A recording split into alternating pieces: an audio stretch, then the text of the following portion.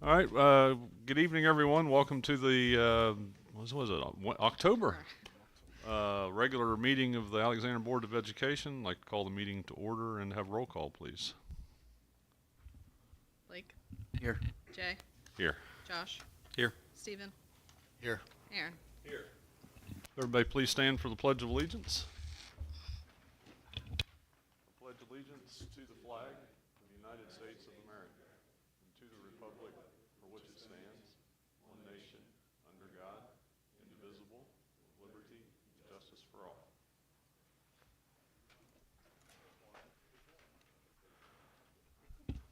If I could have a motion, please, to adopt the agenda.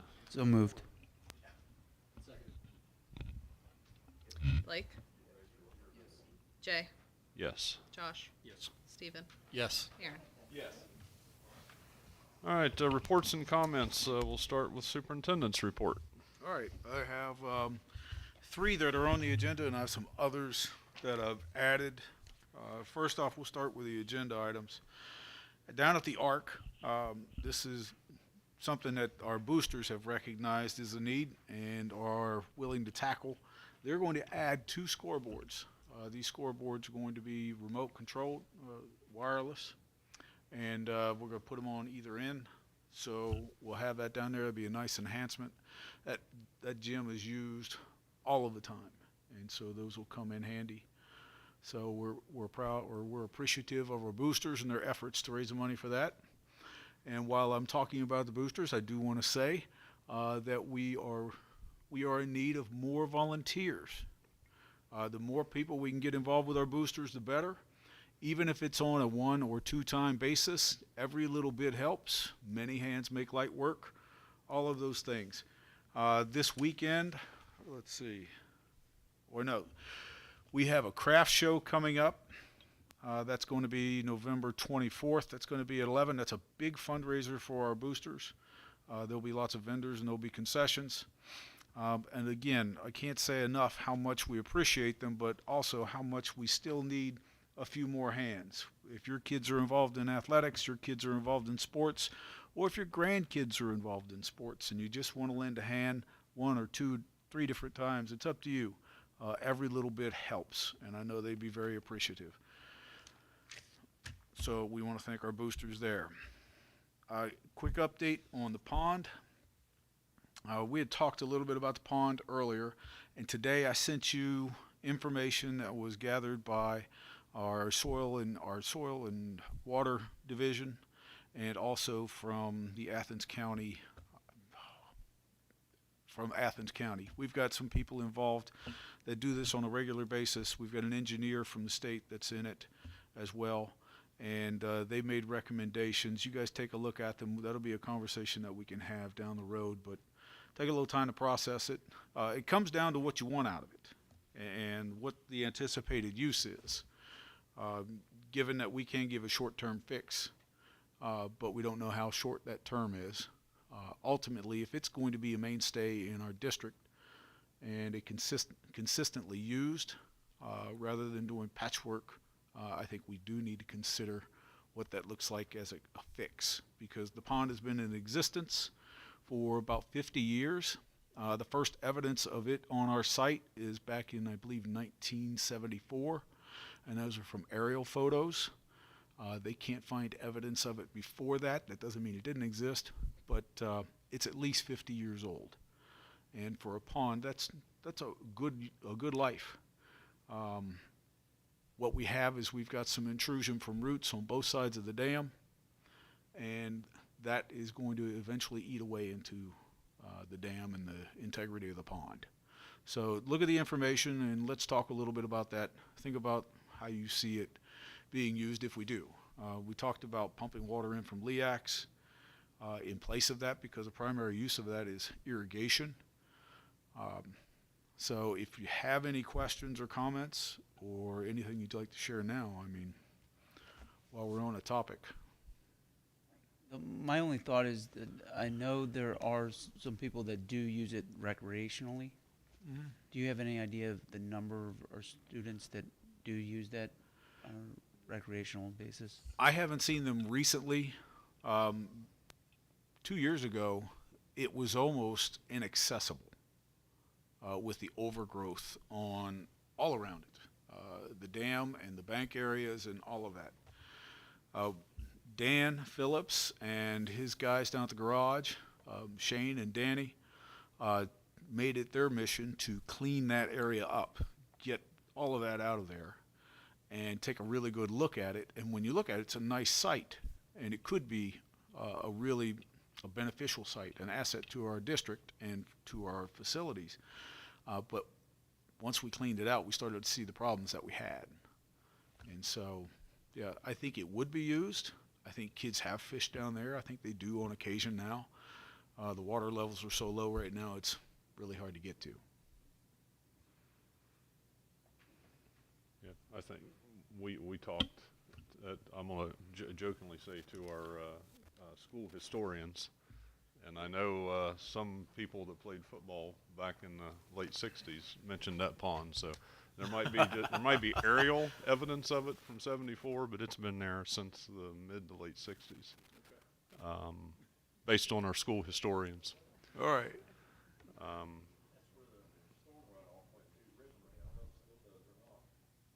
Okay. And the pond mostly now is used to irrigate the football field and the practice fields as Yes. well? Okay. Also, I think we run water out to the baseball fields from there. Okay. So a lot of our irrigation comes from that pond. We've really pedaled that back this summer, and you can see it visually in the fields. We keep our main field looking as nice as we possibly can, but the other fields have suffered a little bit because of that. Is it still used by the classrooms as well? There are some things down Biology. there. When we were actually looking at it the last time with the officials from the state, a class came down. Mr. Brar's class was down there, and they were poking around. I know they have some bird boxes in the area, that kind of thing. So it is. It's an educational educational asset. It's a recreational asset. It's a tool that we utilize on a fairly consistent basis. But we'll have to talk about where we go with that. It's a big investment. We know it's going to be a big investment. So next, we had something come up we didn't anticipate, but this goes back to everything that we have been talking about the last year and a half about the 20-year cycle of life for many of the mechanicals in a building. And our building is 20 years old. It's actually a secondary fire system board fail, and that secondary fire system is in the gym. That's all been replaced, and so it's all been taken care of, but it was a necessity. And just another example of the use, or, well, the lifespan of the equipment, and we're reaching a point where a lot of it is starting to break down. Brian McCollum's got a really good handle on all of that, so we've gotten it taken care of. It's probably going to come in just under $10,000 to replace. So just wanted to let you guys know that's been dealt with. A couple of other items not on my talking points. We've got Senate Bill 29, and a lot of I don't know if you've heard anything about Senate Bill 29. Senate Bill 29 is something we're going to have to respond to by the middle of October, October 24th to be exact. We'll have something out sooner. Senate Bill 29 is we have to send families information about our electronics and our data collection, some of our management of our systems and our devices. And I know Mark has been tuned into this, and I know tomorrow there's a webinar that Mark and Mrs. Carr and Mrs. Rouse are going to sit in on to learn a little bit more about the details. We have to send notification to our families by the 24th, and it's got a list of things we have to identify. We're going to get that together and send that out probably next week. It's one of the things we have to do. Now, next year, at the beginning of the year, in August, we'll have to send another kind of notification, and that'll be coming out. These are all things that are brought to us. We don't go looking for these things, obviously. But parents want to know, and they want to know what's on their kid's device, what we're monitoring, and how. And so that's what this is going to be about. last item that I'll add, and this is a reflection of changes that we made. It's kind of coincidental, I guess. We've switched to free and reduced lunch for all, or free breakfast and lunch for all. At the same time, last year, we constricted our cafeteria staff. Now, they've done a really nice job in responding to that. Those are big changes, and we've kind of hit them on both ends, because when you suddenly add all these meals and you've got to reduce staff, one, you have to be more efficient, and two, you reach a point where you just need more help. We've posted a 3-hour position to help out in the kitchen, and so we believe that'll alleviate a lot of the pressure. Christy, Ms. Deck, has done a lot of things to make it a more efficient place, and I believe it has been. We offer some really nice options for our kids, but it's been a real struggle to keep up with. I mean, I've spent some time in the kitchen myself, just lending a hand. I'm not afraid to throw an apron on and start slinging things around. So, but we do recognize that we need a little bit of help, and so we're going to post we've got a 3-hour position posted, and we think that'll help us in that area. The reduced lunch, I know there's a math formula and how that gets reimbursed and all these other things. So the trade-off, 3-hour position costs what? It would depend on the individual. The individual, okay. Yeah, because it's posted internally first, Gotcha. and it would typically fall to one of our bus drivers, but as an option. So, Just looking at numbers-wise, do we believe that the increase, I mean, obviously getting kids food is invaluable. Getting them their bodies and their brains fed is absolutely necessary, but when you look at it through the books, how does that trade off? It would be something I would just be worth looking at. If I know you would be able to see where that ends up. yep. I think it's important that our kids have the ability to eat. Yep. And Agreed. so we've made that a more with the reductions we made, we're still in the black since the changes. So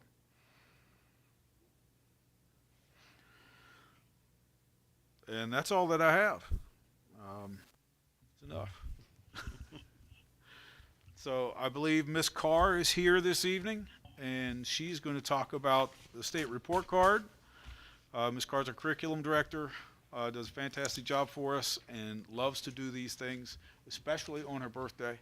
So, Best yes, gift I've ever been given. yes, it is. But she's got things that she wants to share. There are some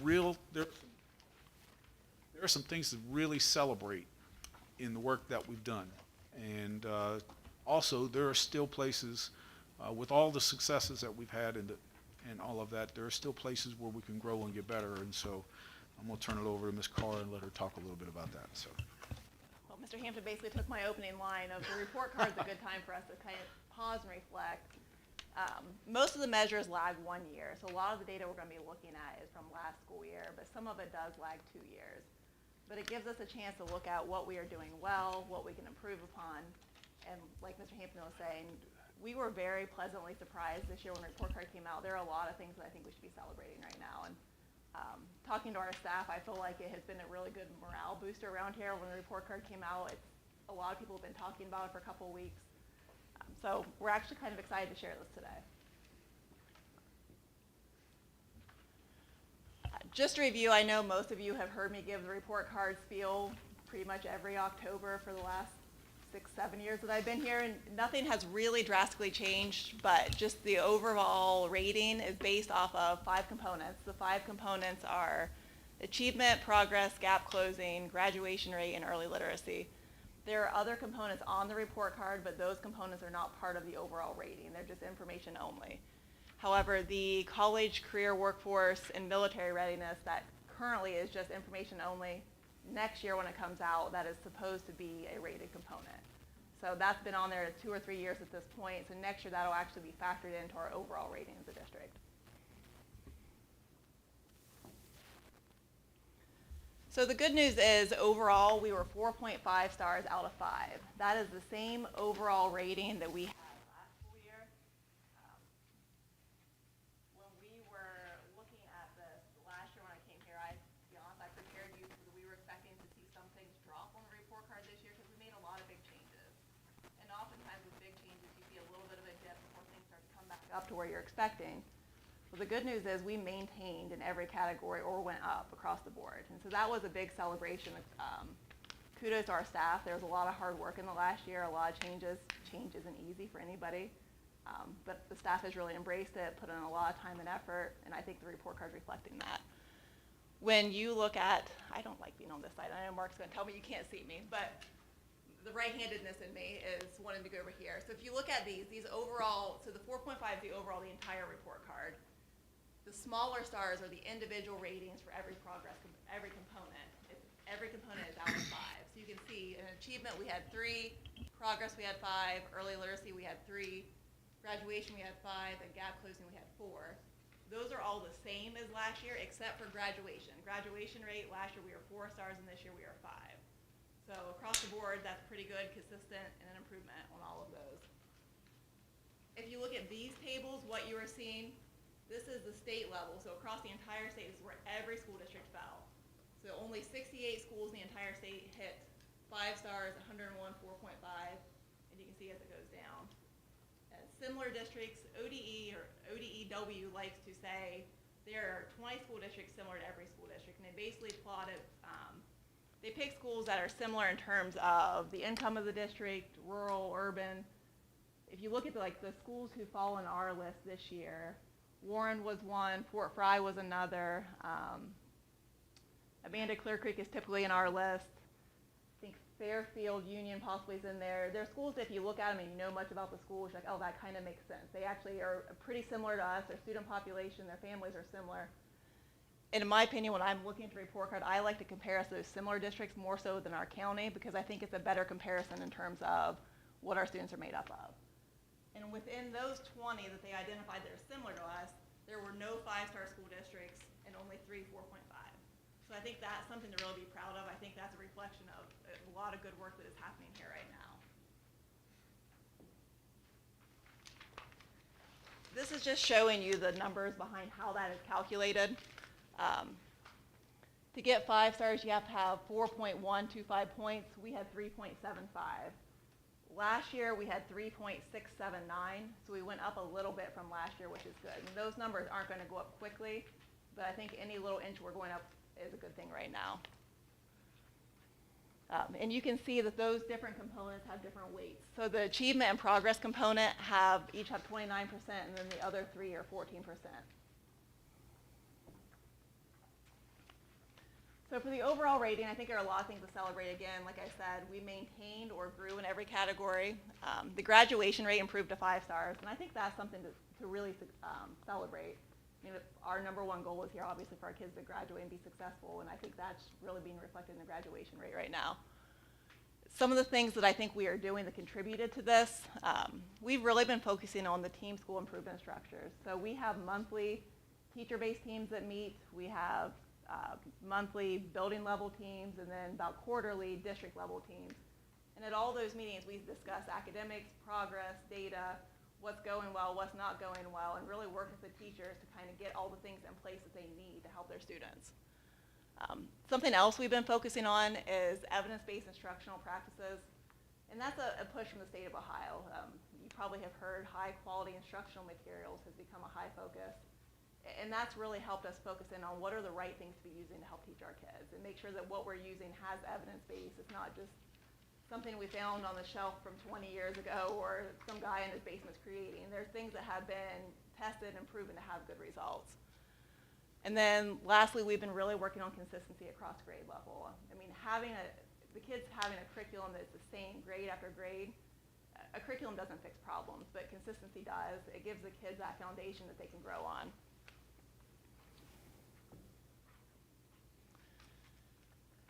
So the first component is the achievement component. This one looks at how high the kids scored.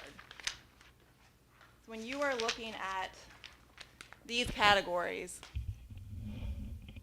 these are basically how high a kid scored on state tests. And so untested means they didn't take a test. Can you go back one? You knew I was going to do it, didn't you?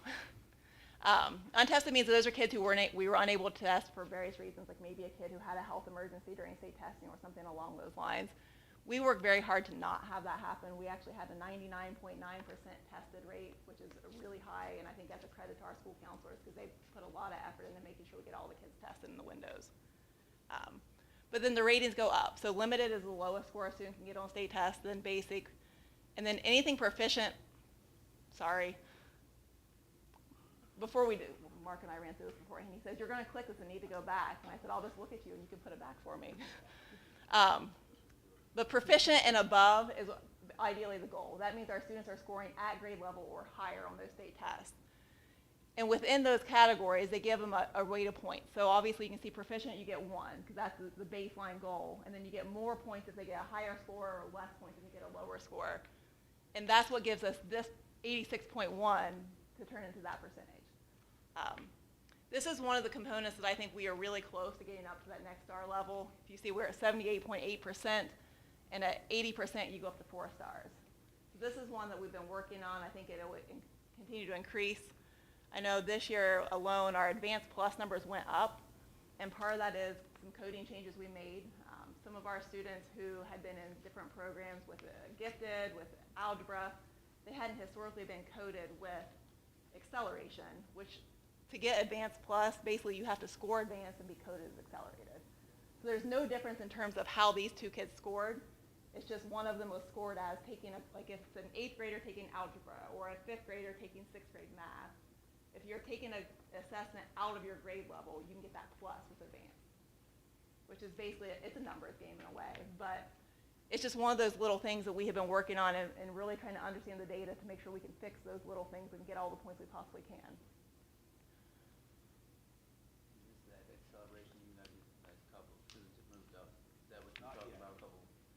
So this does not have? This does not have that. So next year we're going to have a few more. Okay, so that will be reflected in next year's data? Yes, yeah, and this one actually does reflect, we were able to identify roughly 34 students last year who had not historically been coded as accelerated who we could. Okay, And so this there is is- just coding period, not actual moving them up Yes. like we started? But there will be some moving up as well. Gotcha. Does that make sense? Yep. You can't see it on here, but these percentage proficients, when you look at those, 12 out of the 20 assessments, we scored above the state average. And I think that's something also to compare it to. And state average is important. It used to be the goal in Ohio was to get 70 or 80% on the state assessments, but those tests change every year. And a perfect example of this, geometry is the hardest state test in Ohio every year. Every single school struggles on geometry. The state average last year for geometry was 39% proficient. So technically at 49.6% proficient, we blew the state average out of the water. Whereas when you would just look at these numbers, you'd be like, oh no, 49.6% proficient. But that's well above the state average. Does that make sense? Any idea on the standard deviation of that? I have no idea off the top of my head. But it varies so much. Like 3rd grade language arts, the state average was 64.5, and those state averages change every year. So just saying our goal was to hit 70% or 80%, whatever that may be, it's not a realistic goal just because those state tests have such variance year to year and subject to subject. And so we've really worked with the teachers to look at that state average, look at the average of similar districts, because that's a better comparison measure than just how many kids are proficient. So the performance index versus spending per pupil is something they break down. The first graph compares us just to those similar districts, to districts that have similar student populations as us. The red crosshairs, that's average. So average spending, average performance index. We are the red dot. So our performance index, or our achievement, is a little bit higher, and our spending is a little bit lower than similar districts. And the same thing goes, this is all the districts in the state of Ohio, same thing, we're a little bit higher than the average, and we spend a little bit less than the average per kid.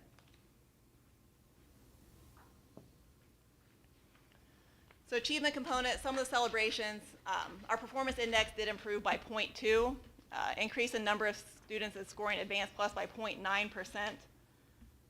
The 4th grade math proficiency rate went up by 12, and 6th grade went up by 13. And like I said, some of that's reporting corrections for gifted and accelerated students, And I really think a lot of our success we've seen is some focus on consistency across grade levels. We've really had grade level teams meeting with other grade levels and talking about standards and talking about what it looks like in one grade level versus the other.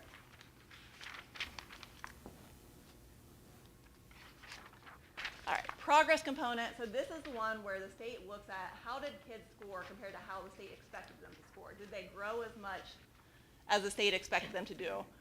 And when you're looking at this chart, it basically, anything that is blue or green means they were at or above where they were expected to grow, and then the yellow and red is below.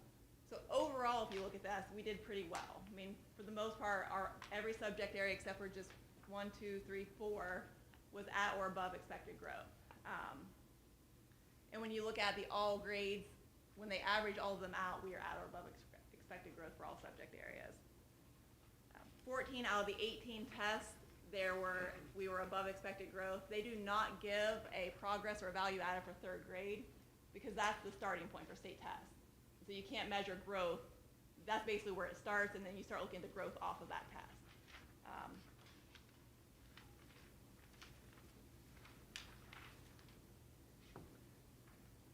This gets down into a little bit more of the math.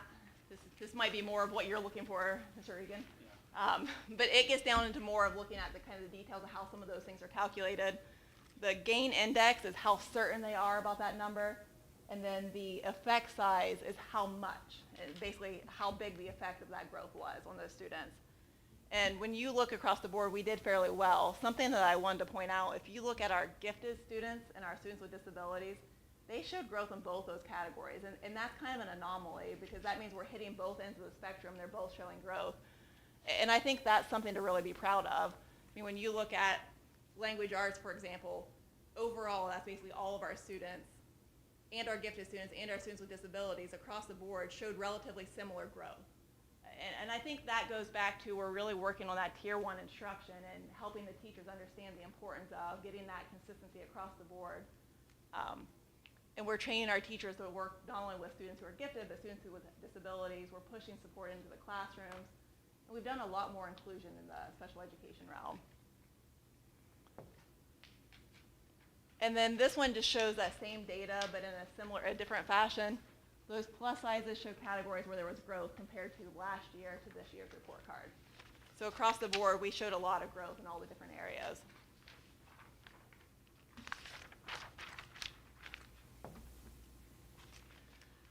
So some things to celebrate. 11 out of the 14 categories we showed growth compared to last year. There were significant gains for our students with disabilities in English language arts. And again, those inclusive practices and I focus on tier 1 instruction for all students has been a priority this year. All right, gap closing. So gap closing looks at how different subgroups are basically closing that gap to your typical performing student. So we are kind of unique. We don't have a lot of subgroups in our district. The only subgroups that we hit, we have all students, white students, economically disadvantaged, multiracial for some categories, but not all categories, and then students with disabilities.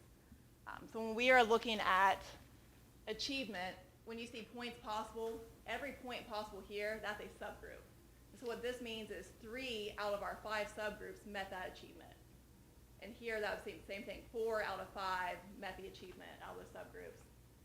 When you look at growth, we do not have the multiracial category here because you have to have 15 students taking a test in that category for that. And we do not have 15 students taking like the 4th grade math test on a given year, or 5th grade math test, so they can't calculate growth of that.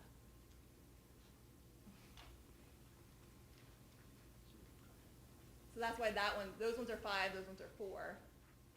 English learners, we do not currently have any in our district, so we do not have that category. That's why that's 0 out of 0. Chronic absenteeism, that's one of those that is all or nothing. So either you meet that one or you don't. And there are 2 ways to meet that, and we'll talk about that in a couple of slides. But our chronic absenteeism rate actually was really good. We just didn't quite meet the goal this year. And then gifted, there are 3 pieces of this gap closing component. So there's 15 out of the 42 points come from just the gifted area. So over 1/3 of these points come from gifted, which is why that piece is pretty important to this. And last year we met the progress, so that's that value added or growth for them. but we did not meet the performance index or the identification and service points for those students. So this breaks down those gifted pieces. So the performance index, our goal was 97.5%, and we were at 96.4. So we were just shy of that one. Progress, we did very well. We had 5 stars, and our goal was 3, so we did meet that. And then the gifted identification and service. So what that means is, did we identify enough students who are gifted that would be expected within our district? And then of the ones who were identified, did we provide service? And when you look at the points earned, we got about half, and the goal that we needed to meet to get that was 80. So that's an area that we're definitely working on this year.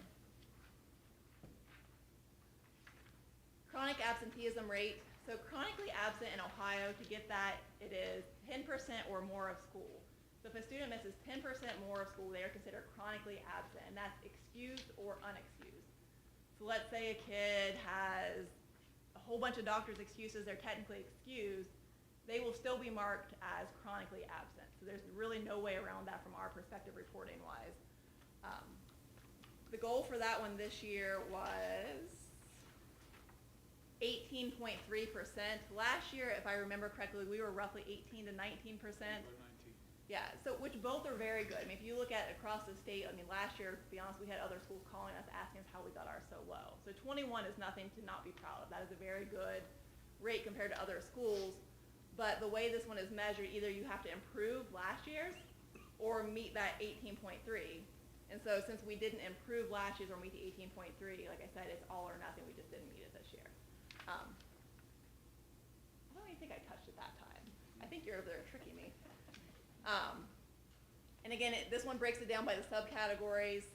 And our population is pretty consistent. We see a lot of our absences coming from our economically disadvantaged and students with disabilities. Some of these other categories are inflated, I'll be honest, because it's such a small group of kids in our district that, I mean, if there's only 5 kids in that category, it's going to look like a lot of absences. Is that you?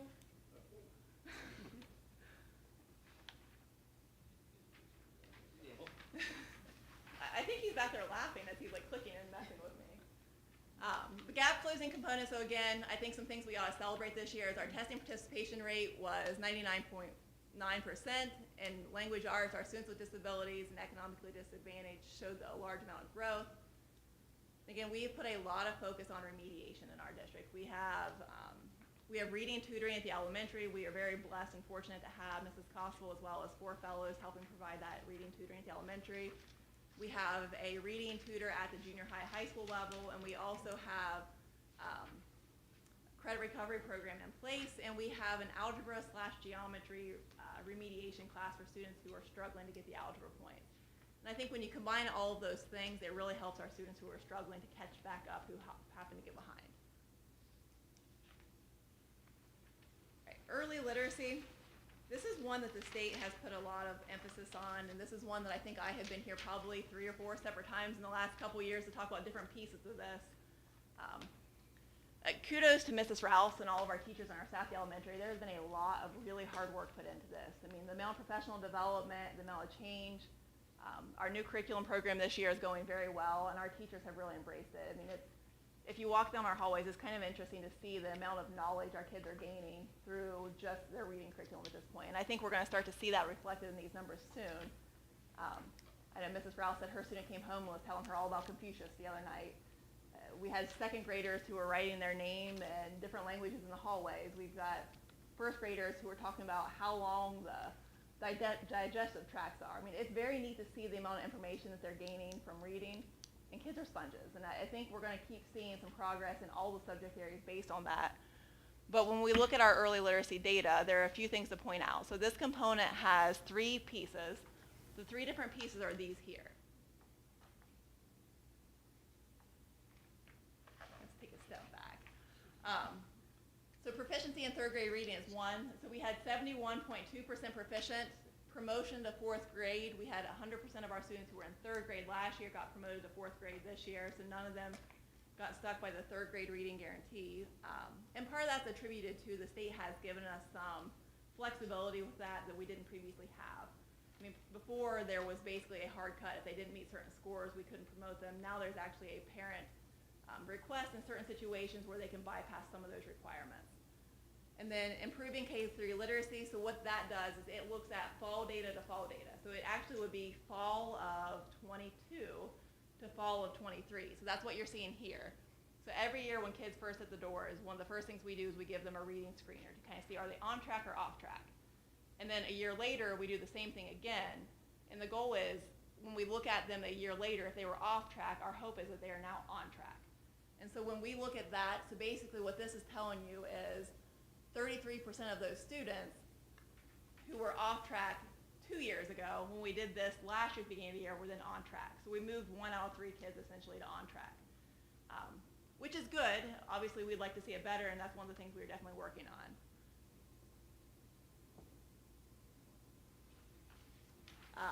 I told Mr. Hampton the other day I was pretty proud of my prediction skills. Last year when I did this, I had the same slide, and I predicted what this year's K-3 literacy is going to look like, and I was within a 0.5 percentage point.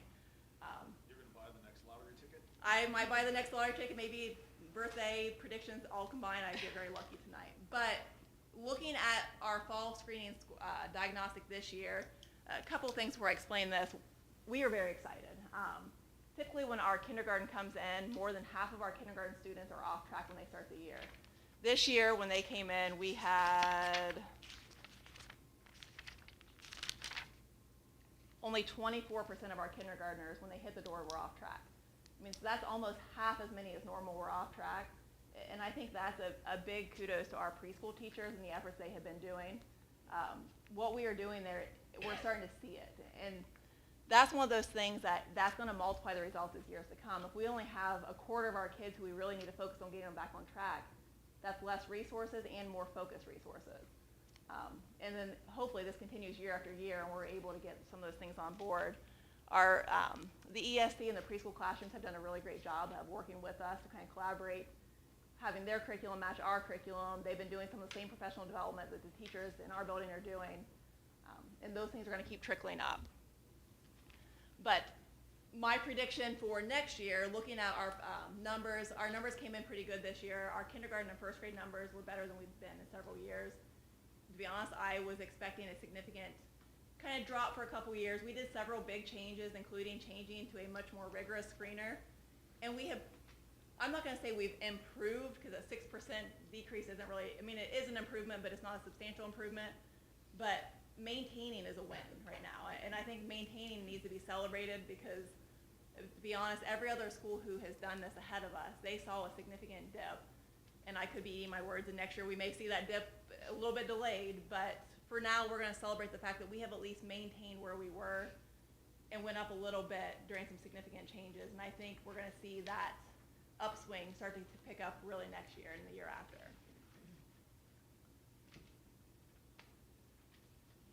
K-3 literacy component, I could probably have about 5 different slides of things I want to celebrate.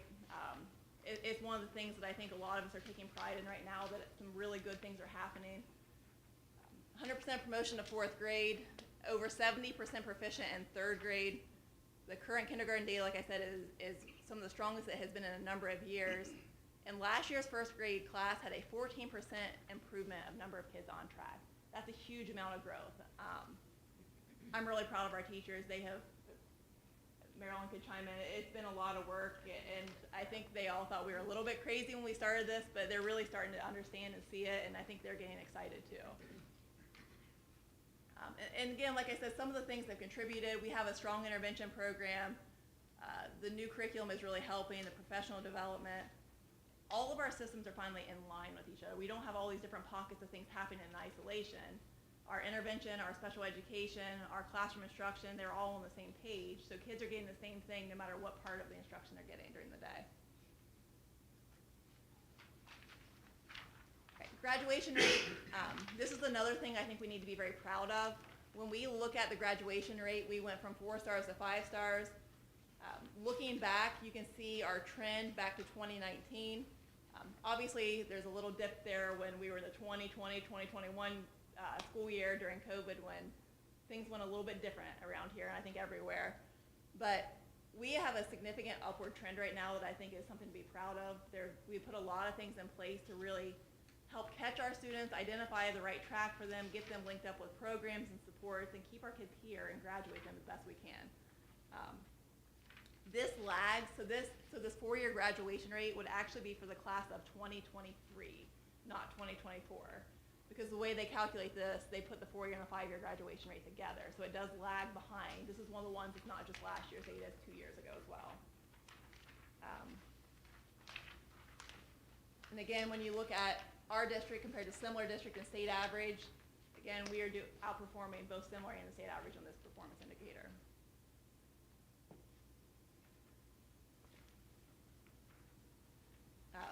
Carrie Haney is a person who I think we ought to give some credit on this one. She spends a lot of time meeting with our individual students at the high school, really going through their transcripts, checking their credits, and helping get them in touch with the right resources.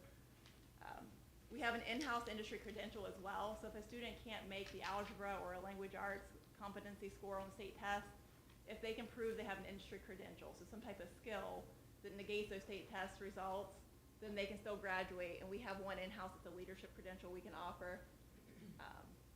And we've also started doing state testing every opportunity, so we do it fall, spring, and summer, and we offer any kids who do not pass Algebra ELA, we encourage and basically hound them until they come to all those chances. That way they take the test every single time they can.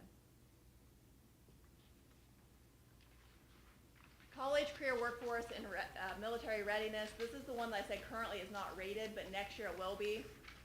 I included last year's just to show you that we went from the 2022 cohort was at 34.3% considered ready when they left here, based off of these standards. And then this one for this year went up to 64. So this is one of those things that we're slowly starting to learn different ways to help show that our students are ready. A couple of the areas that we really increased are the career tech assessments. That number went up significantly. We have worked with Tri-County as well as people from the state level to really support our teachers in giving those assessments at a different level. The HIO means jobs, readiness, skill, and work-based learning. Last year we were fortunate to have Kara Bolin here who worked with a lot of our students and helped them do some internships and different things that counted in that category. Our dual enrollment credit increased a little bit from the years before. We have a lot of students who leave here during the day and go to Ohio University and take courses, as well as our industry credentials. So those are some of our students who are in our building, as well as some students who are at Tri-County.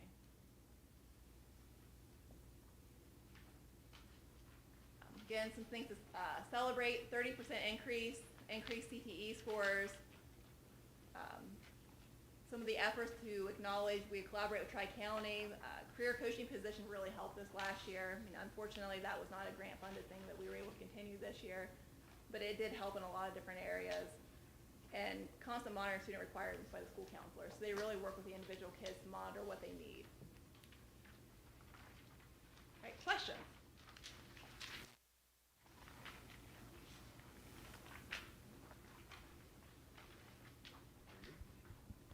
Well done. Well done. Yeah. You all have my email. Feel free to email me if something comes up if you look at it later. Yeah, I'd just say on behalf of the board, Mr. Hampton, I mean, congratulations to you and your staff. As you can tell from Megan's presentation, there is a lot of criteria, a lot of data crunching that goes on to get this report card. And, you know, it's just not one area of the building or the campus. It's the whole team. And, I mean, I'll go right down to the cooks, to the bus drivers. I mean, if you can't get them here, you can't teach them. If you don't feed them, they can't learn. So it's a whole staff effort all the way from the top down, and just congratulations and good work. I echo the same things. Work with a wonderful group of people. Proud of the work that we're doing. Got anything? I've got one other thing to add. First off, thank you, Mrs. Carr. That was very thorough, detailed, and very well done. This is on a completely different topic. We are going to test our safety systems, our notification system, tomorrow. So tomorrow at 6 p.m., we are going to test a notification. We're going to send that out. If you do not get a notification or receive a notification, then that tells us you're not connected. and we want you to reach out to us so that we can get the information and get you tied to our school. Winter is coming, and we may need to notify you when school's closed or when there are other announcements. So Have we sent home hard notifications of this, like with the students? I don't think we sent a paper copy. We've sent some announcements on our website, our Facebook page, our social media connections, but we're going to test the system that'll reach your phone. Would it be possible to send a hard copy home with people that may or may Tomorrow, not? Yeah, I'm just Yeah. I'm not on Facebook. But we can probably get something out. I just wonder if we can send something home for those that if they're not connected and don't get into anything, how they're going to know that they weren't connected. Yeah, we can do that. Just make sure Yep. they know to see something, and if they don't get notified at 6 p.m., they know something's up. Because I doubt if they're not connected, they're paying attention to this. So, Okay. Yep, we can do that. Okay, all good? Okay. Do we have any public participation on agenda items?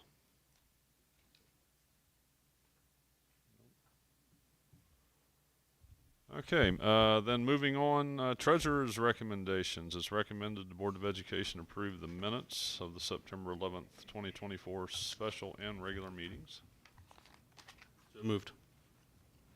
second, Blake, yes. Jay, Yes. Josh, Yes. Stephen, Yes. Aaron.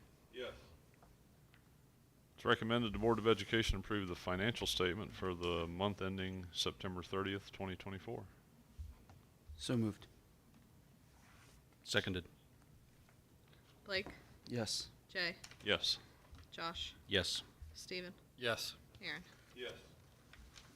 It's recommended the Board of Education approve the following transfers, and these are our normal monthly school-wide pool transfers. I just had a quick question. Did we just lump them all in one? No, it's just starting the new year, and so until the grant award is taken over, there's 1 month that it's just the general. Okay. So, yep. Clarifying. Yep. Thank Should you. be back to normal next month. So moved. Second. Blake, Yes. Jay, Yes. Josh, Yes. Stephen, Yes. Aaron. Yes.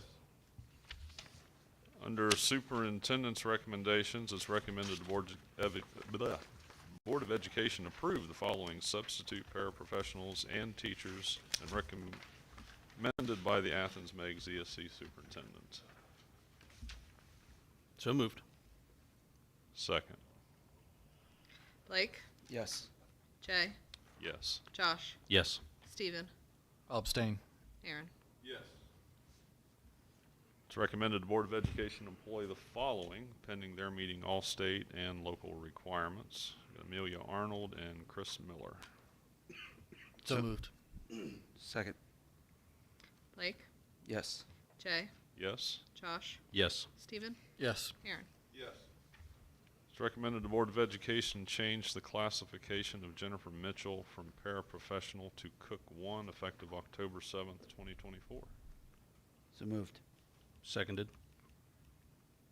Blake, Yes. Jay, Yes. Josh, Yes. Stephen, Yes. Aaron. Yes. It's recommended the Board of Education employ the following supplementals for the 24-25 school year pending their meeting all state and local requirements. So moved. Second. Blake, Yes. Jay, Yes. Josh, Yes. Stephen, Yes. Aaron. Yes. It's recommended the Board of Education grant continuing contracts to the following per their request. So moved. Second. Blake, Yes. Jay, Yes. Josh, Yes. Stephen, Yes. Aaron. Yes. It's recommended the Board of Education approve a leave of absence for Samantha Jordan effective November 7th, 2024 through the end of the 24-25 school year. So moved. Seconded. Blake, Yes. Jay, Yes. Josh, Yes. Stephen, Yes. Aaron. Yes. It's recommended the Board of Education approve the enclosed retirement resignation from Laura Bean, effective December 31st, 2024. So moved. Second? Blake, Yes, and congratulations. Jay, Yes, and ditto. Josh, Yes, ditto, and thank you very much for your time here. Stephen, Yes, and thank you. Aaron. Yes. It's recommended the Board of Education approve the resignation of Pam Andrews, effective September 23rd, 2024. So moved. Seconded. Blake, Yes. Jay, Yes. Josh, Yes. Stephen, Yes. Aaron. Yes.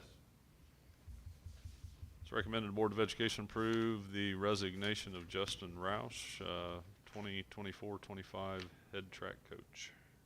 So moved. Second? Blake, Yes. Jay, Yes? Josh, Yes. Stephen, Yes. Aaron. Yes. It's recommended the Board of Education grant approval for students to participate in the trip to the National FFA Convention, October 23rd through the 25th of 2024 in Indianapolis. So moved. Second. Pick one. Blake, Yes. Jay, Yes? Josh, Yes. Stephen, Yes. Aaron. Yes. And we have a first reading of policies for inclusion into the Policy and Procedures Manual. So my only question on the policies that were there is the policy on religious vacation days. Is there a recommendation to that? I know that we have 3 days. Is that what the Yes, policy it's says? 3 days. Um, Up to. Up to 3 days. Is there a standard put out there? Is that where's that 3 coming from? That's from That recommendation is from. from the Yep. OSBA. Yep, that is not ours. That is from Okay. Ohio, that is Ohio School Board and their policy recommendation. Okay. For those that are unaware, that policy has to do with religious holidays or absentees, not on our traditional calendar. So taking off for a holiday that falls on a school day. So that is to be allowed up to 3 days. And that's the first reading, so. Any business initiated by board members? Board reports, public participation, non-agenda items. Okay, we're gonna do an executive session. We should not be coming out and voting on anything. So our next meeting is Wednesday, November 13th. Everybody good with that? Basketball starts, but yeah. Okay, Wednesday, November 13th is the next meeting, and if everybody's good, I will make a motion to enter executive session to discuss the employment and compensation of an employee.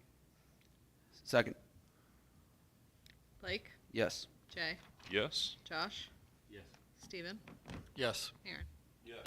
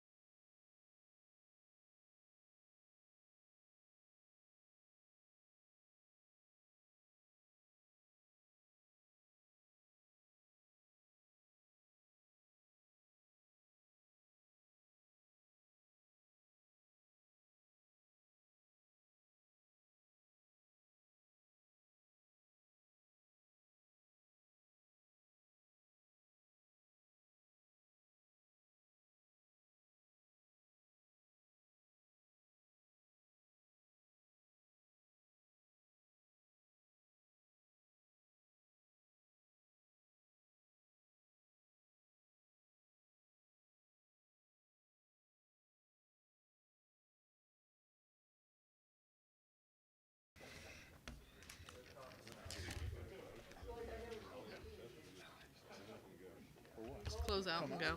Come out. All right, it's 8:15, and I will make a motion to adjourn. Second. Blake, Yes. Jay, Yes? Josh. Yes, please. Steven, Yes. Aaron. Thank you, everyone.